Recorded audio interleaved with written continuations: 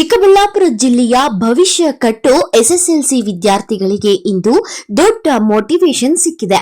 ಚಿಕ್ಕಬಳ್ಳಾಪುರ ನಗರದ ಕನ್ನಡ ಭವನದಲ್ಲಿ ಶಾಸಕ ಪ್ರದೀಪ್ ಈಶ್ವರ್ ಅವರು ಎಸ್ಎಸ್ಎಲ್ಸಿ ಪರೀಕ್ಷೆಗೆ ಸಿದ್ಧವಾಗಿರುವ ವಿದ್ಯಾರ್ಥಿಗಳ ಜೊತೆ ಸಂವಾದ ನಡೆಸಿ ಭರ್ಜರಿ ಮೋಟಿವೇಶನ್ ಸ್ಪೀಚ್ ನೀಡಿದ್ದಾರೆ. ವಿದ್ಯಾರ್ಥಿಗಳೆಲ್ಲರಲ್ಲೂ ಆತ್ಮವಿಶ್ವಾಸ ತುಂಬಿದ ಶಾಸಕ ಪ್ರದೀಪ್ ಈಶ್ವರ್, ನಿಮ್ಮ ಹಿಂದೆ ಸರ್ಕಾರ ಇದೆ, ನಿಮ್ಮ ಜೊತೆ ನಾವು ಇದ್ದೇವೆ, ನೀವು ಕೇವಲ ಧೈರ್ಯದಿಂದ ಪರೀಕ್ಷೆ ಬರೆಯಿರಿ ಎಂದು ವಿದ್ಯಾರ್ಥಿಗಳಿಗೆ ಪ್ರೇರಣೆ ನೀಡಿದ್ದಾರೆ. 1400ಕ್ಕೂ ಹೆಚ್ಚು ಸರ್ಕಾರಿ ಶಾಲೆ ಮಕ್ಕಳು ಇವತ್ತು ಮೋಟಿವೇಶನ್ ಶೋಗೆ ಭಾಗವಹಿಸಿದ್ರು. ಇನ್ನು ಕೆಲವು ದಿನಗಳಿದೆ ಎಕ್ಸಾಮ್ಗೆ. ವಿದ್ಯಾರ್ಥಿಗಳಿಗೆ ಆತಂಕ ಇರುತ್ತೆ, ಅಭದ್ರ ಇರುತ್ತೆ, ಭಯ ಇರುತ್ತೆ.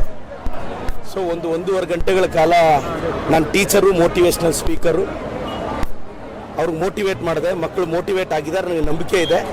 ಲಾಸ್ಟ್ ಇಯರ್ಗಿಂತ ಈ ವರ್ಷ ಕಂಪ್ಯಾರಿಟಿವ್ಲಿ ಚಿಕ್ಕಬಳ್ಳಾಪುರ ಬೆಟರ್ ಸ್ಥಾನದಲ್ಲಿರುತ್ತೆ. ನಿಮಗೆ ಗೊತ್ತಿದೆ, ಚಿಕ್ಕಬಳ್ಳಾಪುರ ತಾಲೂಕಲ್ಲಿ SSLC ಎಕ್ಸಾಮ್ನ ತುಂಬ ಸ್ಟ್ರಿಕ್ಟಾಗಿ ಮಾಡ್ತಿದ್ದೀವಿ. ನೀವು ಲಾಸ್ಟ್ ಇಯರ್ ಬೇಕಾದರೆ ವಿಚಾರಿಸ್ಕೊಳ್ಳಿ, ಸ್ಟ್ರಿಕ್ಟಾಗಿ ಮಾಡ್ತಿದ್ದೀವಿ. ಪರ್ಸೆಂಟೇಜ್ ಕಡಿಮೆ ಬಂದರೂ ಪರವಾಗಿಲ್ಲ, ಬಟ್ ಖಂಡಿತವಾಗೂ ಲಾಸ್ಟ್ ಇಯರ್ಗಿಂತ ಈ ವರ್ಷ ಬೆಟರ್ ಪೊಸಿಷನ್ ಬರುತ್ತೆ ಅಂತ ನಂಬಿಕೆ ಇದೆ ಸರ್. ಪಡೋದಕ್ಕೆ ಅನುಕೂಲ ಆಗಿದೆ ಅಂತ ಹೇಳ್ತಿದ್ರೆ ಸರ್, ಏನು ವಿದ್ಯಾರ್ಥಿಗಳಿಗೆ ಏನಾಗಿರುತ್ತೆ ಅಂದರೆ ಒಂದು ಸ್ಫೂರ್ತಿ ಇರಬೇಕು. ಅವ್ರ ಹತ್ರ ಆ ಅವರಲ್ಲಿರೋ ಫೈರ್ನ ಆಚೆ ತಂದು ನೀನೇನಾದರೂ ಮಾಡ್ತೀಯ ಮಗ ಅಂತ ಹೇಳೋನ್ಬೇಕು. ಆ ಕೆಲಸ ನಾವು ಮಾಡಿದ್ದೀವಿ ಇವತ್ತು. ಅವ್ರು ಗೆಲ್ತಾರೆ, SSLCಯಲ್ಲಿ ಪರ್ಫಾರ್ಮ್ ಮಾಡ್ತಾರೆ.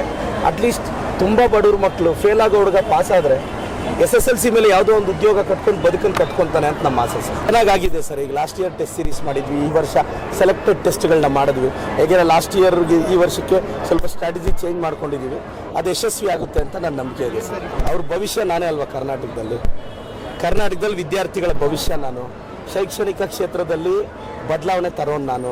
ಶಿಕ್ಷಣ ಕ್ಷೇತ್ರದಲ್ಲಿ ಹಂತವಾಗಿ ನಾನು ಬದಲಾವಣೆ ತರ್ತೀನಿ. ನನಗೂ ಆಸೆ ಇದೆ, ಇವತ್ತಲ್ಲ ನಾಳೆ ಆಗುತ್ತೆ, ಇವತ್ತೆಲ್ಲ ನಾಳೆ ಆಗೇ ಆಗುತ್ತೆ. ಬಟ್ ಅದು ಇವತ್ತಾಗುತ್ತೋ ನಾಳೆ ಆಗುತ್ತೋ ಗೊತ್ತಿಲ್ಲ.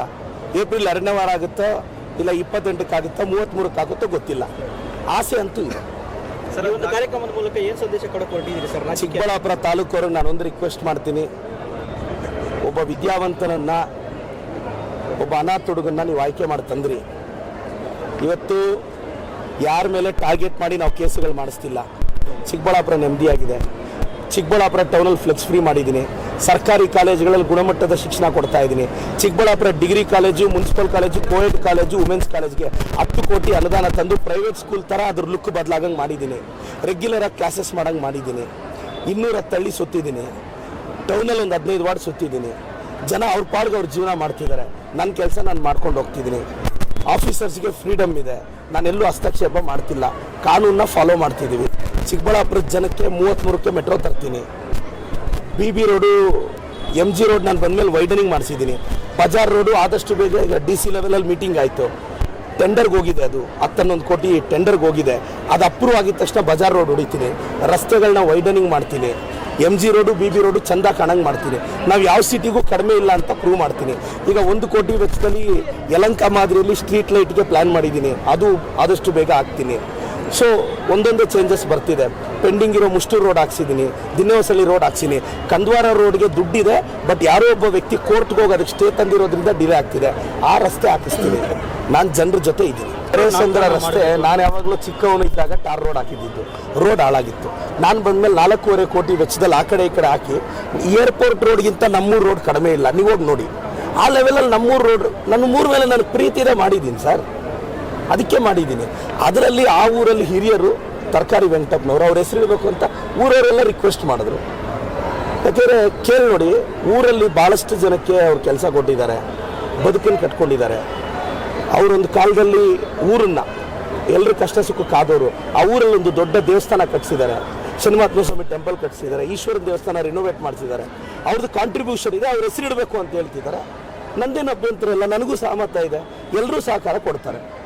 ಇನ್ನು ಮುಂದುವರಿದು ಮಾತನಾಡಿದ ಅವರು ಪ್ರತಿದಿನ ಬೆಳಿಗ್ಗೆ ಎದ್ದು ಕನಿಷ್ಠ 1 ಗಂಟೆ ಓದಿಗೆ ಮೀಸಲಿಡಿ. ನೀವು ಚೆನ್ನಾಗಿ ಪರೀಕ್ಷೆ ಬರೆದ್ರೆ ಚಿಕ್ಕಬಳ್ಳಾಪುರ ಜಿಲ್ಲೆಯ ಹೆಸರು ರಾಜ್ಯ ಮಟ್ಟದಲ್ಲಿ ಸದ್ದು ಮಾಡಬೇಕು ಎಂದು ವಿದ್ಯಾರ್ಥಿಗಳಿಗೆ ಕರೆ ನೀಡಿದ್ದಾರೆ. ಮಾತ್ರವಲ್ಲ, ಕಾರ್ಯಕ್ರಮದ ನಂತರ ಮಾಧ್ಯಮಗಳ ಜೊತೆ ಮಾತನಾಡಿದ ಶಾಸಕ ಪ್ರದೀಪ್ ಈಶ್ವರ್, ರಾಜ್ಯ ಬಜೆಟ್ನಲ್ಲಿ ಚಿಕ್ಕಬಳ್ಳಾಪುರ ಜಿಲ್ಲೆಗೆ ಇನ್ನಷ್ಟು ಅನುದಾನ ತರಲು ಪ್ರಯತ್ನ ಮಾಡುತ್ತೇನೆ ಎಂದು ಹೇಳಿದ್ದಾರೆ. ನಮ್ಮ ಜಿಲ್ಲೆಯ ಅಭಿವೃದ್ಧಿಗೆ ಬರಬೇಕಾದ ಹಣವನ್ನು ತರಲು ನಾನು ಒಬ್ಬನೇ ಅಲ್ಲ, ಸ್ಥಳೀಯ ನಾಯಕರು ಮತ್ತು ಪ್ರತಿಪಕ್ಷದವರ ಜೊತೆಯಲ್ಲೂ ಸೇರಿ ಸರ್ಕಾರದ ಮುಂದೆ ಹೋರಾಟ ಮಾಡುತ್ತೇವೆ. ಚಿಕ್ಕಬಳ್ಳಾಪುರ ಜಿಲ್ಲೆಗೆ ಬರಬೇಕಾದ ಎಲ್ಲ ಸೌಭಾಗ್ಯಗಳನ್ನು ತರುವುದೇ ನನ್ನ ಗುರಿ ಎಂದು ಅವರು ಸ್ಪಷ್ಟಪಡಿಸಿದ್ದಾರೆ. ಒಟ್ಟಿನಲ್ಲಿ ಎಸ್ಎಸ್ಎಲ್ಸಿ ವಿದ್ಯಾರ್ಥಿಗಳಿಗೆ ಆತ್ಮವಿಶ್ವಾಸ ತುಂಬಿದ ಶಾಸಕ ಪ್ರದೀಪ್ ಈಶ್ವರ್ ಅವರ ಮಾತುಗಳು ವಿದ್ಯಾರ್ಥಿಗಳಲ್ಲಿ ಹೊಸ ಉತ್ಸಾಹ ಮೂಡಿಸಿದೆ. ಚಿಕ್ಕಬಳ್ಳಾಪುರದಿಂದ ಸುಮನ್ ಟಿವಿ.